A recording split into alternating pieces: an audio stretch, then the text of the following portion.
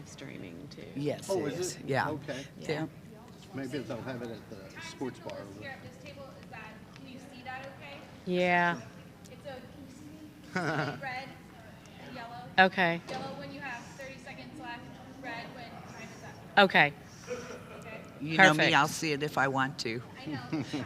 It's fine. There are no surprise questions. We didn't add anything in. Okay. Okay. Good. Okay. And I assume they can't, can anybody type in questions if they have them? I don't know. Okay. I didn't give that option. Okay. And I don't think if it wasn't set up, I don't think we Okay. can on. But we'll be able to take questions here? No. Okay. We never have in the past. That's up to you. It'll just be the 3, I think. Okay. Okay. Because we have a board meeting that starts Yeah, we don't want. shortly. Respectful of the time. Yeah. Yeah. And it's not like they can make a bad choice with any of us. Well, that's true. So, Okay, Larry's giving me the thumbs up. It's 5 o'clock.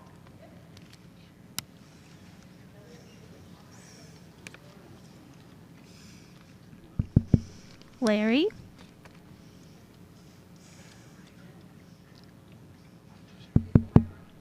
Am I supposed to turn it on? Because it's a wired one. No. Okay.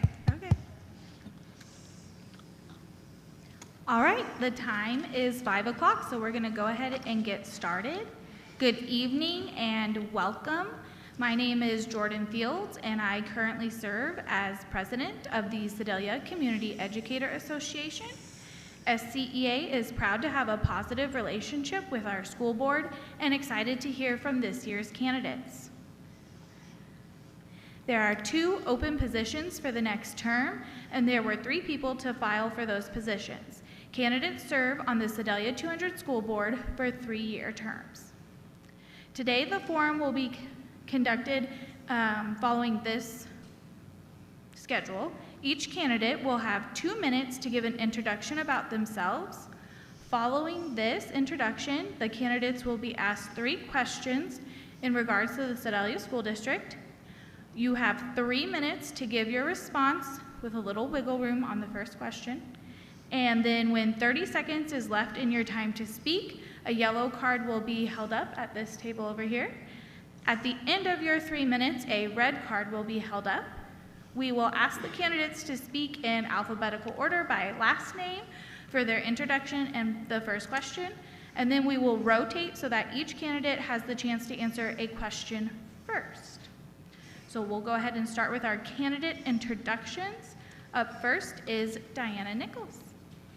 Hi, good evening. My name is Diana Nichols. I graduated from Smith Cotton High School in 1976. I also have 2 daughters who both graduated from Smith Cotton, one in 2003 and the other in 2007. I currently have 2 granddaughters attending Sedalia 200 schools, and once they graduate in just a few years, my family can proudly claim that we have 4 generations of Smith Cotton grads, with my mom being the first in 1954. I received my associate's degree in business management from State Fair Community College in 2010, and yes, if you do the math, that will prove that it is never too late and you are never too old to continue your education.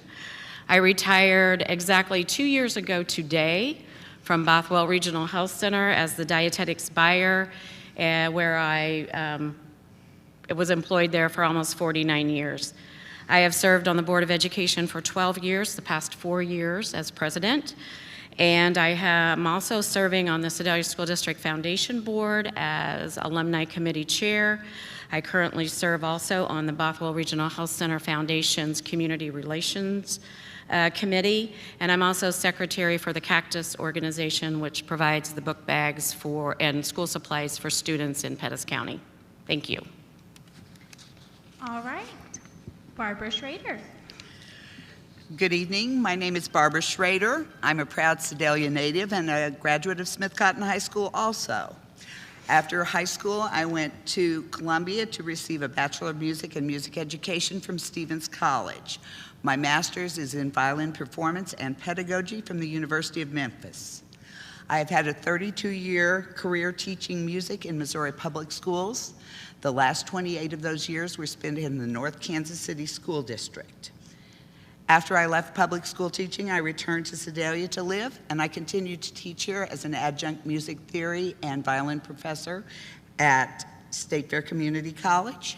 I also run a private violin studio.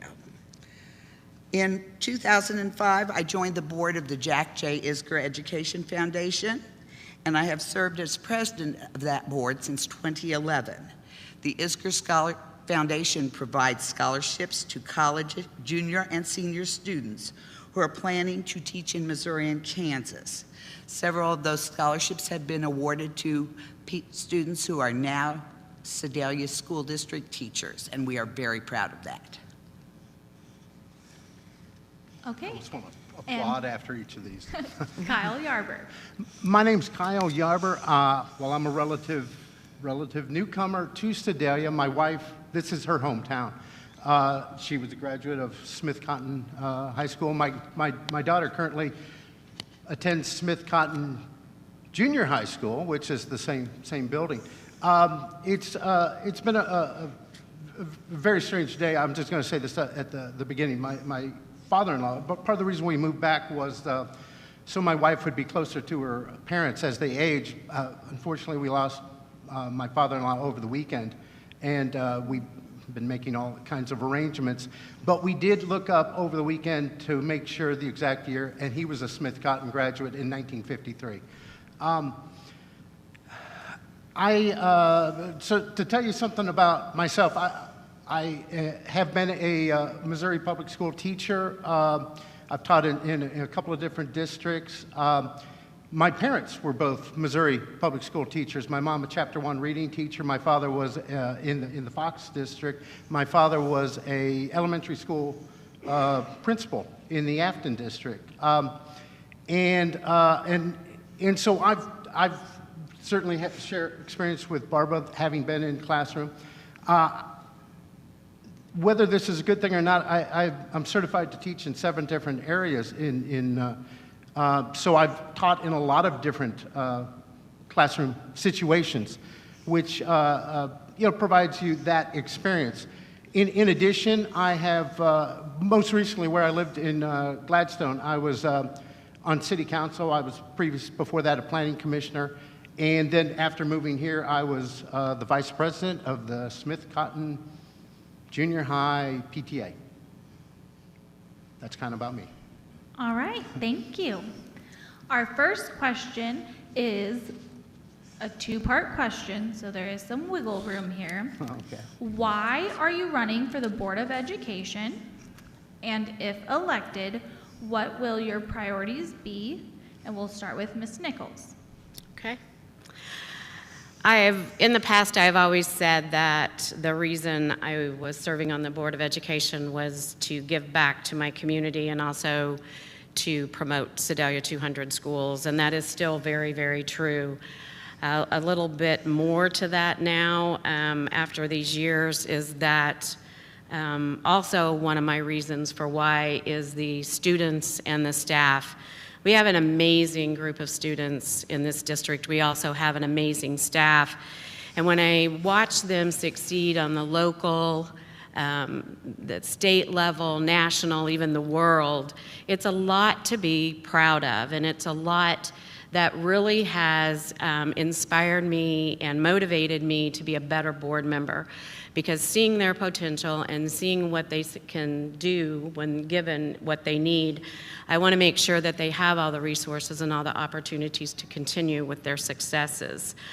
As far as my priorities, probably my first and foremost priority is probably going to be to continue and maintain the teamwork that is going on within the Board of Education itself, as well as with the administrative team of this district.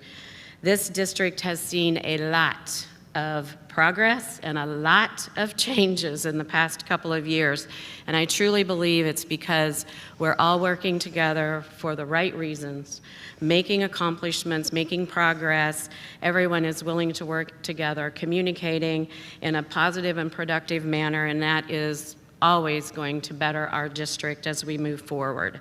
Another priority is probably for me individually, and that is to try to keep up on and stay educated on the legislative issues that are going on in Jeff City as well as Washington, D.C.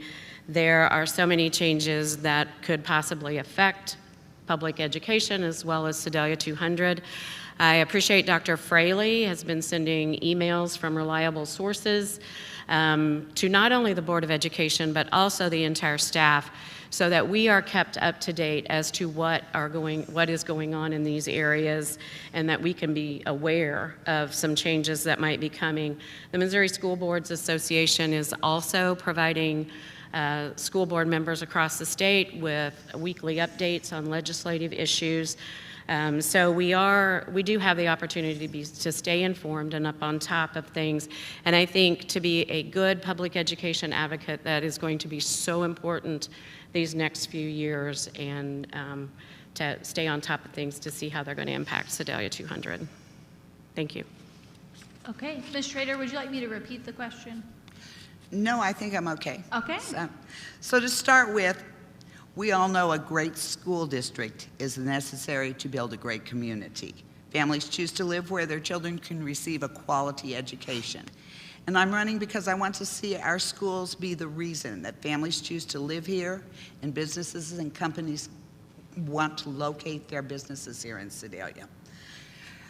Obviously, after a career in education, I've spent a lot of time attending school board meetings and watching decisions being made. For some reason, 6 years ago, I decided that I wanted, as they say in the musical Hamilton, to be in the room where it happens. So then I took the time to see if I had something of value to add to the conversation. And I believe that I have added to the conversation, and I believe I still have more value to add. The Missouri School Boards Association lists 5 duties, sorry, can't count, as of a school board member: to establish the goals and visions of the district, to develop and improve policies to help schools operate for student success, to hire and evaluate the superintendent, approve the budget proposed by the superintendent and assure that the use of funds supports our district goals, and, as Ms. Nichols mentioned, advocacy. The board shares district information with the local community and legislators to secure the resources necessary for student success. Keeping these responsibilities in mind, my priorities are the district priorities. My top priority is that we are providing each and every student in our district a top quality education and top quality opportunities. When they leave our district for college, for the military, a trade school, or to enter the workforce, they must be prepared to succeed as they follow their dreams. And of course, the subset of that is the recruitment and retention of highly qualified teachers and staff. We don't talk about it maybe as much as we did a couple of years ago, because I think we've accepted it as a fact of life.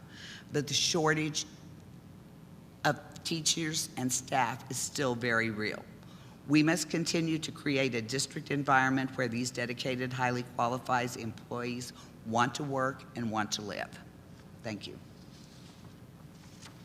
All right, Mr. Yarber? Yeah, go ahead and repeat them, just to make them fresh in my mind. Absolutely. Why are you running for the Okay. Board of Education?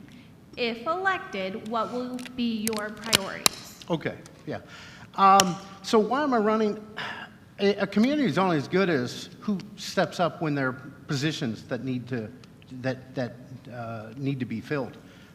So I mean,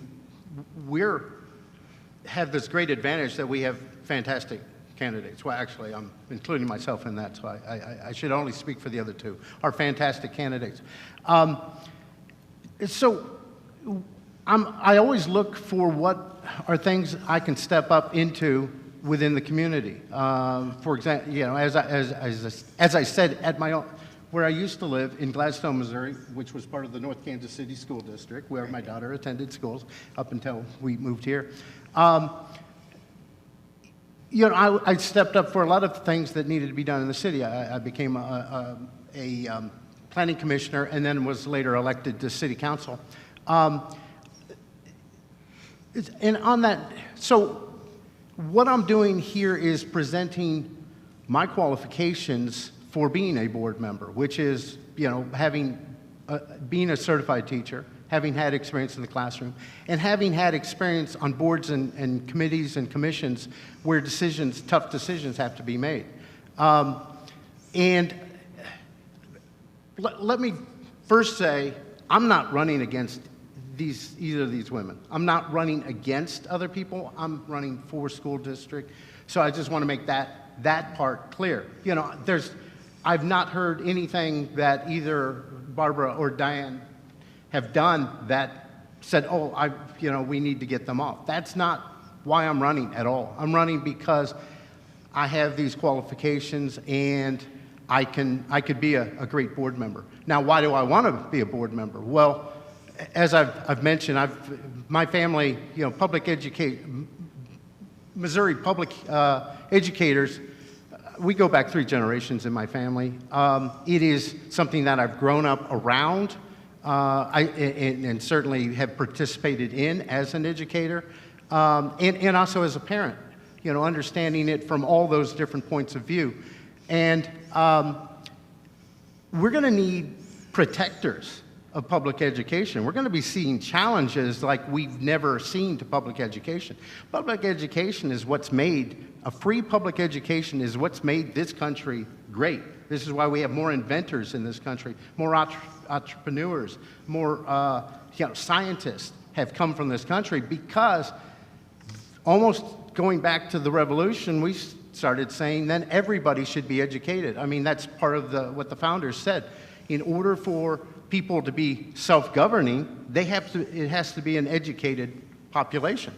And that's why, you know, introduced in the 18th century, went across the country in the 19th century. In a lot of ways, we've taken public education for granted in this country. And we're going to see challenges. We're going to see the loss of guidelines on the national level if the plans that are happening to the Department of Education are continued.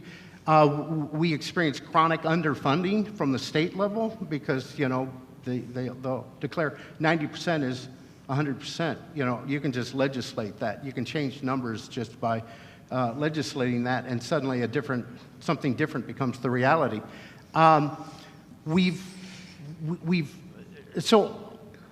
then certainly on the most local level, we've got, you know, facilities are the most, you've got to be prepared for before the student enters the classroom is when the preparations need to be made. And that includes facilities, and we're going to have a lot of facility changes in the next couple of years, which is stuff that I've had experience with on city council when we were looking at new fire stations and new police stations. You know, receiving all the input from the community as well as the experts of trying to figure out what most benefits the community. Certainly, you know, that's part of what, you know, a school district ultimately is here to serve the community. So we're going to have those things. Obviously, personnel is always the biggest problem, but we also have to make sure that every teacher has all the tools they need every day before the students walk in. So the most important thing a school district does, which is the direct education of students, can get underway every morning. Thank you. Okay, for our second question, we'll start with Ms. Schrader. What particular experiences or skills have prepared you to serve as a board member? And we will abide to the 3-minute time. Okay, well, obviously, as I said, I was raised from the time I was born in a culture of public education. My mother spent 46 7 years. I know that seems like a lot to you all, teaching in Sedalia Public Schools and at State Fair Community College. I've had 2 terms on the board, and I've spent the last 4 years as secretary. I've also obtained 84 hours of continuing education training from the Missouri School Board Association. My expertise comes from teaching 32 years in a variety of districts. I've been in a rural district, an urban district, and then finally in North Kansas City, a large suburban school district. And I have taught all levels during that time, from pre-K till up and through the college age. So I would say probably my greatest experience is I have a passion for education, and I have a passion for our students. It is so important that they get what they need, and I think a lot of times even they don't know what they need until they're out into the world. So it's our job to prepare them to go out into that world and achieve the success and have the life they hope and dream of having. Thank you. Okay, Mr. Yarber? Yeah, and just realized I hadn't talked about my own education. So I graduated from Afton High School, which was in the St. Louis area. I attended St. Louis Community College, got an associate's degree from there. I then attended what was then called Southwest Missouri State, but it's just Missouri State now, and got a Bachelor's of Arts in English. I returned a few years later when I decided I wanted to become a teacher. And so then I went back and got all the certification programs. So it was, in a sense, started like getting another degree, because, you know, it took another couple of years to do that. And then most recently, I have a master's in social science and a master's in American history. And so obviously, education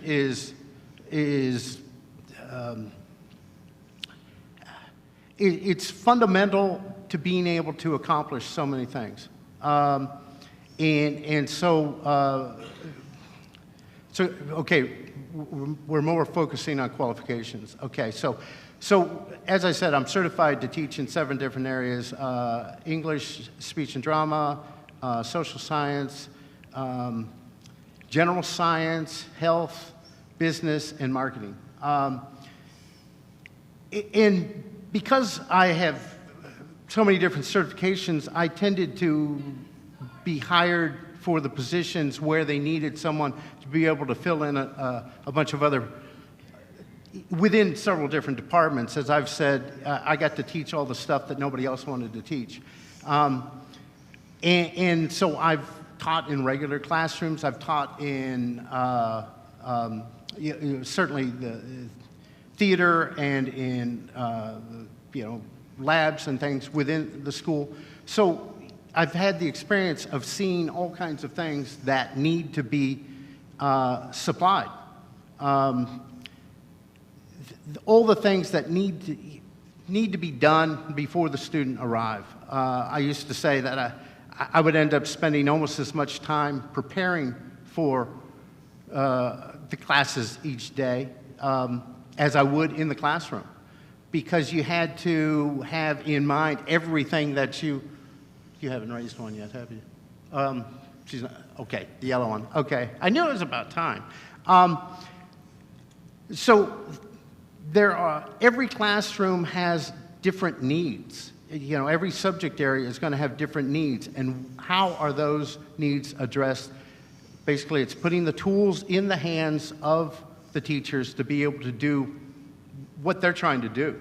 And that's the most important job of the board, is to make sure that everything that needs to be in place is in place when the educational process starts in the morning. Thank you. Okay, Ms. Nichols? Yes. For the past 12 years, I have taken advantage of the professional development that MSBA offers to all board members across the state. That has allowed me to obtain my essential, advanced, and master certifications, as well as earn 163 professional development credits.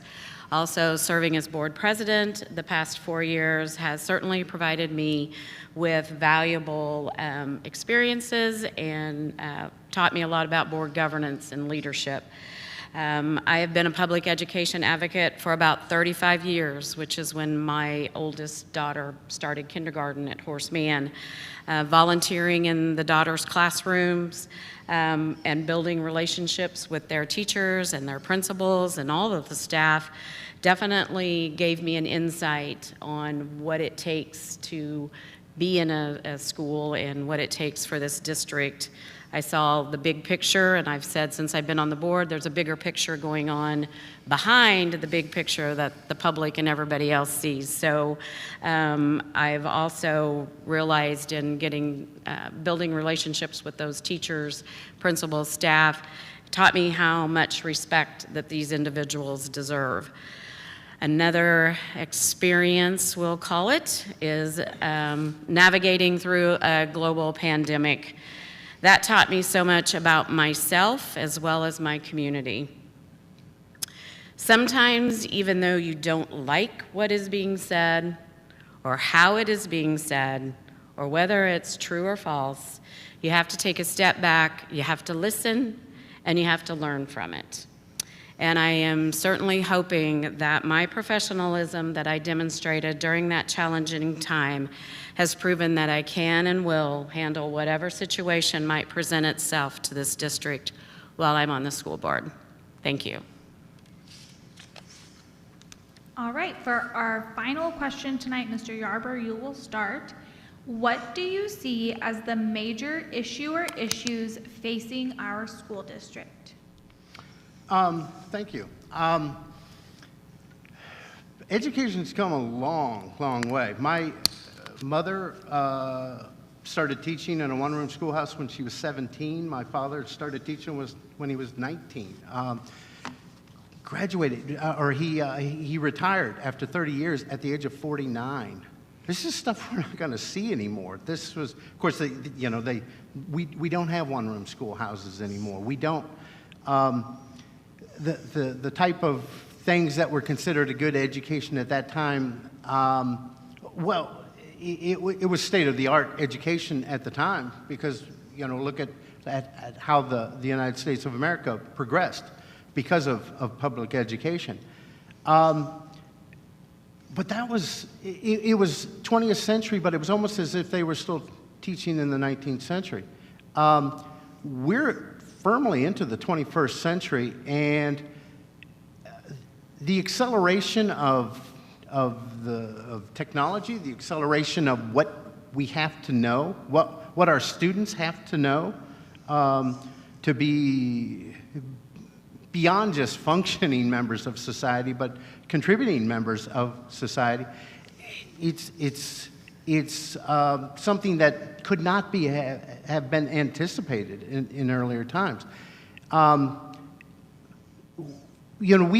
Most of us in here, we can think back on our lifetimes and see the changes we've seen, and the difference between the changes that perhaps our grandparents seen.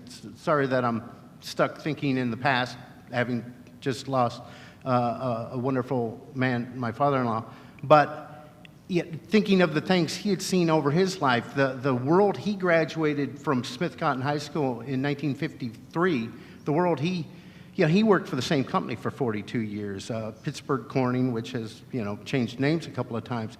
But what will be the career of a student graduating from this school this year? It's going to be a completely different world. And that's the most important thing that we can do, is to prepare them in all the ways possible for a world that we can hardly fully anticipate. That's the ultimate duty of all of us as educators, but the board has that extra responsibility of making sure that type of education happens. Thank you. All right, Ms. Nichols? Yes. I feel like the major issue that might be facing our school district is the uncertainty of funding at the local, state, and federal levels. I do feel like the next few years are going to possibly be a challenge for not just Sedalia 200, but public education as a whole, and I feel like the impact, we just don't know what it's going to be. We always talk about recruiting and retaining staff, and honestly, since I've been on the school board, that's been a topic of concern all the time. It's never gone away. And it will remain a concern, especially when you're challenged with whether or not you're going to still be able to provide competitive benefit packages or salary increases. It's that funding, that determines everything. It's just like your household budget. If your pay gets cut or whatever, you have to make adjustments at home, and that's this school district is no different. So I really feel like it's the uncertainty of funding for the next few years is probably going to be a major concern. Thank you. Okay, Ms. Schrader. Well, I'm sort of going to latch on to that because I have some facts and figures here, and if they're estimates, so if you're a fact checker, don't call me and jump down my throat. I do believe that school finance is going to be a major concern. Governor Keogh's budget underfunded the school formula by $300 million. That means that where we should be receiving $7,145 per student, we will now be receiving $6,760 per student. And I don't think this is a concern that just we have. I am a MISHA Music Festival judge for the Missouri State High School Activities Association, and I've been traveling around the state judging in various districts. Just Saturday, I was in Springfield sitting with a group of teachers who were talking about what cuts they might see coming in the upcoming year. So this is something we're all going to be concerned with. As we see what happens to the Department of Education nationally, an interesting fact, and this one really floored me, Missouri receives between $2.7 to $3.1 billion from the Department of Education in federal funding throughout our state.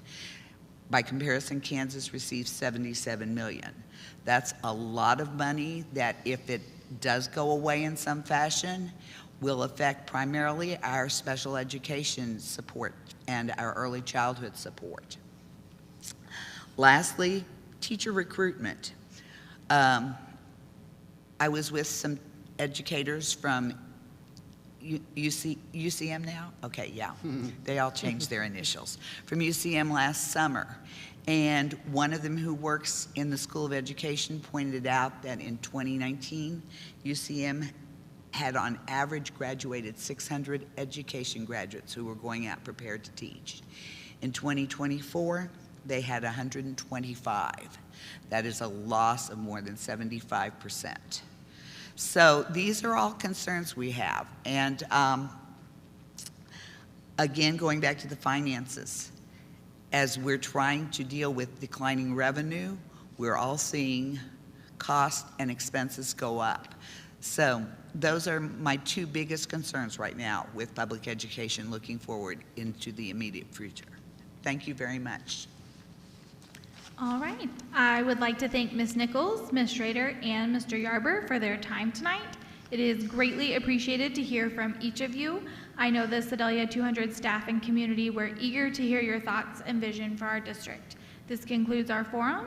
We will now break and get ready for the school board meeting tonight, which everyone is welcome to stay for. Thank you again for attending, and remember to vote on Tuesday, April 8th. Thank you. Thank you. Ms. Fields? I'd just like to